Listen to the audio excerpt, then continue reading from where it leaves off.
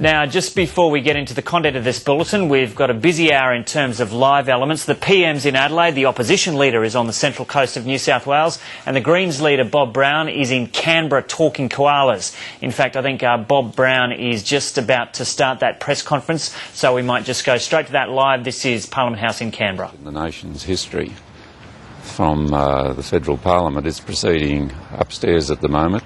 It's a critically important inquiry into this nation's iconic koala, which the first witness described as on a par with pandas in terms of world recognition. And yet the koala is in a massively worrying situation of decline. 2 million koalas were shot in 1927. That's before the Hoover administration in the US banned the import of koala products. But there's probably less than 100,000 koalas left in the whole country now. There's 2 million shot in 1 year back then, less than 100,000 in the whole country now, and the majority, if not all of them, suffering a retrovirus, an HIV-like retrovirus, and or chlamydia, which has half the adult population infertile.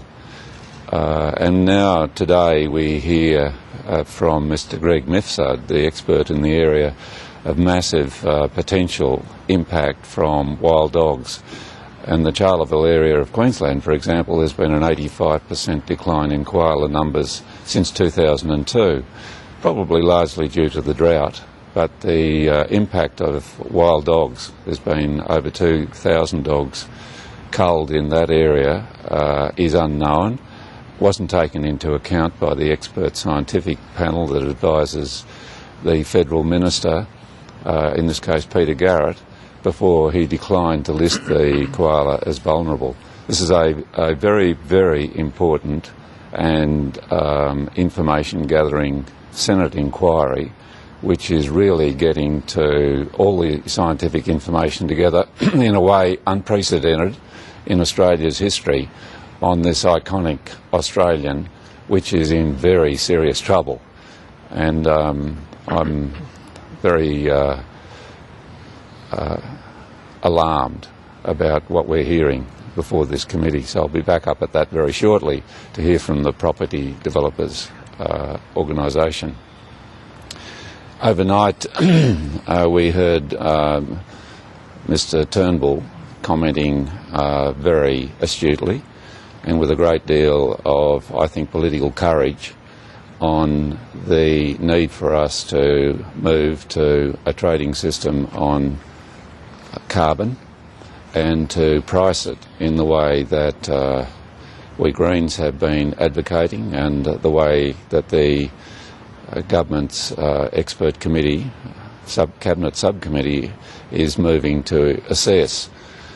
What has been uncovered here really is that Red Abbott, and I say that because he's in favour of taxpayers' money being used to deal with this problem, is at odds with common sense. It turns out that Mr Abbott is the big tax imposer. He's going to take tax money off average Australians and give that to the big polluters. What we're trying to do is find a means of taking a fair recompense from the big polluters and ensure that average Australians are compensated for any increase in cost in them in controlling the massive pollution going into the atmosphere, threatening our economy, our lifestyle, the Great Barrier Reef, the snowfields, the Murray-Darling Basin, Ningaloo, Kakadu, the coastline where 700,000 properties are threatened in southeast and eastern Australia alone. This is a really important national debate. It's been trivialised by Mr Abbott, and his tub thumping on this issue, his inability to maturely tackle an issue where the British Conservative government has set a benchmark way beyond anything being discussed by the big parties or the media in Australia overnight, indicates the challenge in front of us. It is high time Tony Abbott was forced to account in the media over the irresponsible approach he's had and Barnaby Joyce and the whole Skeptics front in debasing a hugely important and critical challenge to the body politic, which needs to be well informed, using common sense and taking action which is appropriate to the threat of climate change to all our futures in this country and around the planet. Senator, if Mr Turnbull is so astute now, why did the Greens vote against the deal he did with the government in 2009? Because it locked in a target of 5%, which could not be altered between now and then without compensating the big polluters. Now, Sid, the Australian has a position of opposing such action. My question to you is, why is that? Well, as they said the other day, when you're on this side, you asked the questions. Yes, no, I'm just wondering why the hate media, it's got a negative front page from top to bottom today, can't be more responsible and constructive. Let me finish. I'm just asking you why you can't be more constructive. Aren't you just deflecting the fact that you guys voted against this deal in 2009? I've answered your question. Your commentary I'll expect to see again in tomorrow's paper. Just quickly on another topic, the forestry deal in Tasmania looks like it's going to fall over. Have you got a message to the groups involved down there, including the Wilderness Society? Yeah, the Wilderness Society has taken a courageous stand against inaction by the Giddings government, and this is a great opportunity. It's a fabulous opportunity for a winning outcome for Tasmania. And for the forest industry, as well as for the future job creation potential, which is enormous for protecting our globally famous wild forests and wildlife and ecosystems.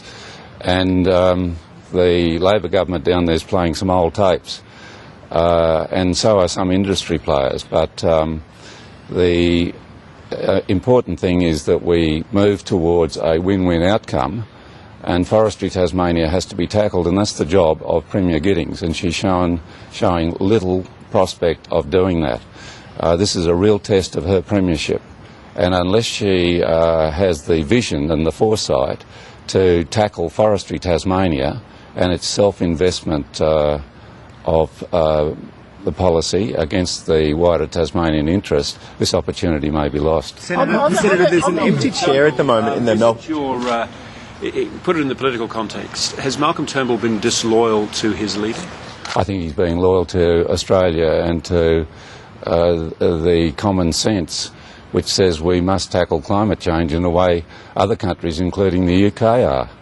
I think Malcolm's exhibiting a wider loyalty in this debate. Senator, what do you think about the UK pushing towards 50% cuts? Do you think Australia should follow that lead or go towards larger cuts? Well, Australia has to take that very much into account. Would you be pushing for that?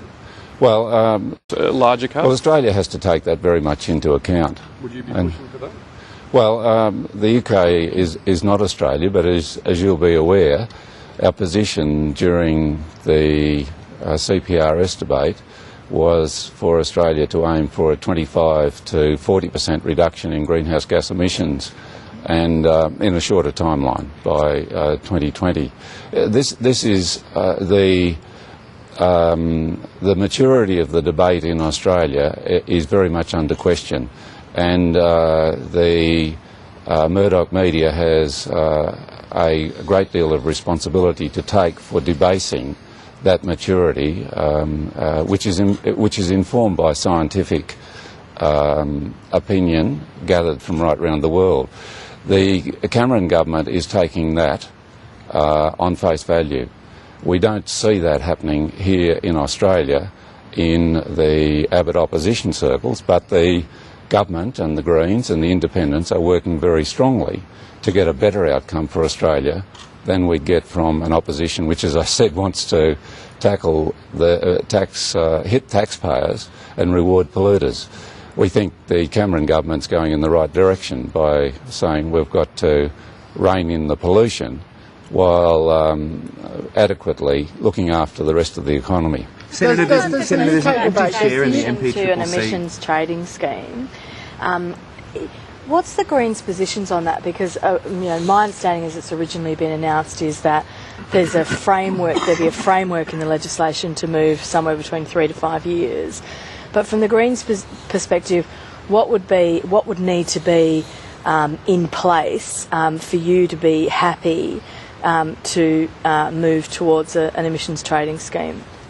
Well, the framework speaks for itself. That was announced as part of the committee's deliberations, and we're working with that framework now to put to come to an agreement in this nation's interest in the coming 6 or 8 weeks. Senator, there's an empty chair in the MP. Decision raise the stakes in terms of the Australian debate and your negotiations with the government? Will you use it to push for a higher carbon price and higher tariff? No, we're not using it to push for a particular outcome, but of course the UK decision informs the Australian debate. How could anybody say that we must put the blinkers on and not look at what the UK is doing? The UK has been a pace setter, and it puts the lie to the National Party viewpoint and the Abbott viewpoint that the rest of the world isn't moving on this issue. It's moving way. Let me finish. It's moving. The rest of the world, like the UK, is moving variously, but we're way behind the pace setters on this issue. What I was asking though was, is there any, if an agreement can't be reached on targets, is there any guarantee, would you support any default model, for example, that you would move to an emissions trading scheme at some point? You'll know the committee was established because there wasn't agreement on targets, and we are working towards a carbon price, which involves a levy being then replaced by a trading system which will dovetail with the rest of the world. And when you look at that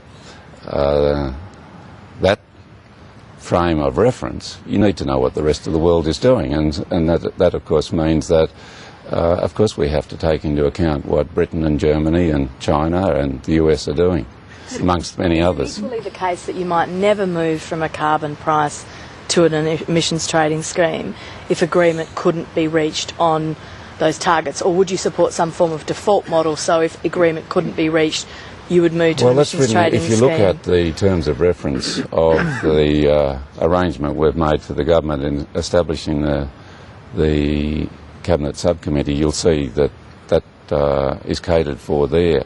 If you're asking me to give you answers to hypotheticals about what the committee's dealing with at the moment, I won't. Senator, would Malcolm Turnbull be welcome to join the MPCCC talks? I realise there's only perhaps a month to go, but there is an empty chair there. There is no Liberal serving on that committee at the moment. You asked the Prime Minister as chair of the committee that question. Senator, it appears that Malaysia is expressing concerns about accepting the new the asylum seekers that have recently arrived. Should have the government made sure that the deal was properly finalised before suggesting that new arrivals would be sent there? The best outcome here is the Greens' alternative, as has been very clearly put by Senator Hanson-Young. It's the cheapest alternative, as well as the most humane.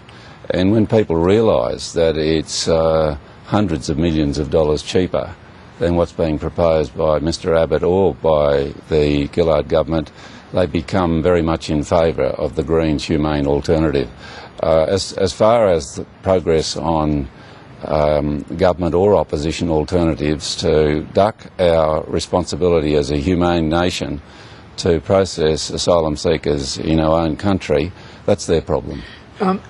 Senator, Julia Gillard said this morning that the carbon tax and the offsets regimes that will be brought in, she's satisfied that there will be safeguards in place to ensure it's shyster-proof, her words. What, I guess, mechanisms do you think need to be in place to ensure that there isn't rorting as has occurred in the EU? Good ones. And James, I said here yesterday that I supported the Wilderness Society in its action in moving out of the forest a process in Tasmania, and you wrote that up today as me being at odds with the Wilderness Society. So I think we've got to look at shysterism and fabrication all over the place and do what we best can to keep it in hand. Just on another matter, going back to asylum seekers instead of sledging the Australian, given that some commentators have said the deal that the government has cut with Malaysia is worse than what happened under John Howard with their treatment of asylum seekers, how does the Greens justify to its membership propping up the government? Very intelligently. And if you are advocating... what's your name? Andrew. Andrew, if you're advocating from the West Australian that the Greens should be supporting Tony Abbott, I look forward to your rationale in the West Australian. No, I'm not advocating that. Well, you are. That's the alternative. No, I'm advocating why are you supporting the government when people say this is worse than what John Howard did to us. Well, I'm putting to you because we don't like the look of what Tony Abbott's putting forward. And if you've got an argument as to why we should be supporting the Abbott alternative, I'll read it in the West Australian. Can you offer a guarantee that to voters that the carbon tax would move to an emissions trading scheme within 5 years? We'll all know about that on about July the 1st, when the outcome becomes apparent after we've reached agreement with the independents and the government. Sure, but like voters have a reasonable expectation and they will that you have. would. You're impatient, but No, this committee is set up for us to reach agreement. Answer questions, and it's a very simple question. And I'm asking you about your operating position in terms of your negotiations as the leader of the Greens. What is the Greens' position on the time frame? It's to get the best time frame possible out of this agreement, which we'll announce down the line. Why can't you just answer the question? Because we have a process of negotiation underway which you want to abort, and we're not going to do it. I don't want to abort it. I yes, just want you to answer want the a answer question. at the outcome. I don't now. want the outcome. I want you to say what is the Greens' position on the time frame of moving from a carbon tax to an emissions trading scheme. It is that we will negotiate the best outcome we can with the independents and Labor on that. Isn't it the truth that you don't get a say in that? No, it's not a truth. Isn't it going to be done by regulation?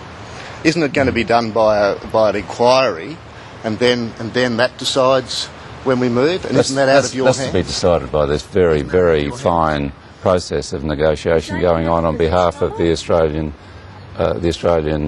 people at the moment. And I'm very, very pleased that we're part of this committee process. Look, this isn't going to be a trial by 1,000 cuts going to the end of the process. It is a dignified and well-informed process, and we intend to keep that going. So I'm very happy with it. We're working on a good relationship with the independents and the government, and in the service of the Australian people. And I will maintain that position no matter how much you want to cut across us in the meantime. You want to cut across us in the meantime. Bob, can I just ask, in the course of this news conference, you've called the News Limited journos the hate media. Yeah. You've taken personal issue with reporting by reporters at this conference. Is this a change in tactic? Are you on the front foot in a way, in a more... Yes, I'm being very much on the front foot here because I think the media, with some very good exceptions, can at times lose track of the fact that it's part of the process of moving Australia into a much more secure future with a more secure lifestyle, economy, and job creation prospects. And I'm continually and have all my political life been questioned about that. But I'm not wanting to see just the heat put on this country and its future. Some heat needs to go back onto those sections of the media which are trying to drag this process down. And that's very clear. That's what's happening. You look at the front page of some of the papers today and the commentary on this process, and it's not balanced. It is opinionated. It's not news in terms of having both sides of a story. It's not what you would read in other countries around the world, and I think that needs taking on. It's a very fair. Yes, the Australian. Name a specific paragraph on today's front page. Name me a paragraph. Well, let's look at. Quite seriously. Yeah, where's the headline about the Cameron government's breakthrough on the front page? Its target. That is globally important news in this discussion. That was actually reported on the front page of the newspaper. Yeah, buried in the story. Look, I'm not going to get into. But look, you have you have your snappies every day. You compare and contrast and take on politicians and other sections of the media, but you don't like it when we take you on. Don't be so tetchy. Just measure up to your own rules. We're all mature and able to not just debate the outcome of political decision making, but the processes. And I will take that on if I think it's damaging Australia's interests, and I think it is at the moment. But the old conventional wisdom was don't take on journalism because they buy ink by the ton. Yes, that's right. Is that a battle that you think is... I think it's very essential to take that on at the moment, because I think the Murdoch media is doing a great disservice to this nation in perhaps the most important debate of the century so far, which is how we tackle climate change. And its negativity and its scepticism does need to be tackled, because, we need news in our papers, but we're getting opinion far too much, and that needs to be debated, and nobody needs to get upset about it. But we're a free and open country, and let's have a debate about it. Let's have no topic put on the side for fear that it might be you might get clouded around the head politically about it. That's not what we're here for. We're here to get the best outcome we can for this nation. And I'm determined on that. Because you hold that view, do you equally think that when someone politely asks you, reasonable questions in terms of, the question I asked you about the transition from the carbon tax to emissions trading scheme, that you don't have to answer it? Because you hold that view? But what I said to you is that it's built into the process. We do have that transition as part of the deliberations of the committee. What I can't tell you is what the outcome from the committee is going to be. The Greens are in favour of a transition to a trading scheme. That's part of the parameters of this committee. Well, I don't have a timetable for that. I would. Well, let me go back to it. It's about 2000. The year 2000, we should have been had a trading scheme up and going then. What's your time frame now? Well, that was my preferred timetable. You're wanting me to preempt a committee outcome, and you'll convert that. You'll go to Labor, and then you go to somebody else. We are discussing that maturely. And I'll give you the answer to the committee's outcomes, along with the Prime Minister and the Independents and Christine Milne, in a few weeks' time. Have you taken any concerns about media representations to the Press Council? On occasions, yes. Yes. But yes. And one. How about the editors of those papers? I'm sorry? Have you raised those concerns with the editors? Look, from time to time. But look, I'm here as a representative of 1.5 million voters in Australia, and my job is to get outcomes.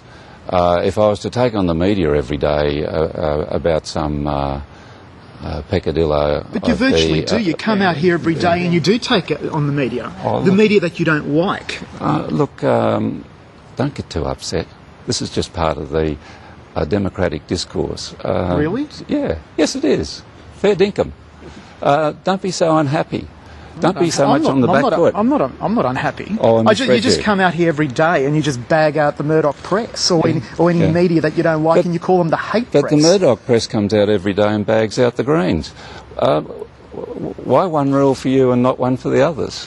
Come on, be happy about it. You're suggesting. But even on the carbon tax issue, you're suggesting that don't you think we're just reflecting what a lot our audience or wants? And Well, if you are, be proud I mean- and stand by it. Don't be defensive. Well, I'm not being defensive. It sounds to me like you are. Well, most polls would suggest that people don't want the carbon tax and that you are on the wrong foot on this issue. Well, look, let me And tell you. across the media, not just the Murdoch press. The Greens vote's growing faster than the Murdoch media circulation. I'm happy. I'm just taking you on, and I will do so. And you know, I know there's an inherent penalty clause there, but I've got broad shoulders. I'm prepared to take that on. Just on the importance of the climate debate and everything like that, if you do get this, will this be your crowning achievement in politics? And if it is, will you look at maybe retiring and leaving politics? Look, I have retirement to consider, and I've got a role model there, and it's Mr. Murdoch. He's just had his 80th birthday, and he's not considering it yet. My 80th birthday comes up in 2024, and I might beat him to it and start considering it about then. But I'm watching him closely in the retirement stakes. So, this year? I'm watching Mr. Murdoch. Is he going to pull the pin at the end of this year? Can you tell me that? But why are you so obsessed with this? With this whole issue? I don't understand why you're so obsessed with it. Well, that's an opinion, you see. You're now asking me a question based on a very loaded opinion. I'm not obsessed with it. You are. Oh, thank you. You virtually come out here every day and bag out the Murdoch press, or anyone that you don't like. Well, you know, you're taking it badly. But keep smiling. That's the important thing. This is a very healthy debate. And Well, according to you, it isn't. You don't think it's a healthy debate at all. Well, I think it's because fantastic. You think it's one-sided. J'accuse, you know. You're getting very accusatory there because I've simply turned some questions onto you. Fragile, I'd say. Very fragile. But there'll be more of it. So get used to it. Thanks, everybody. So that was a pretty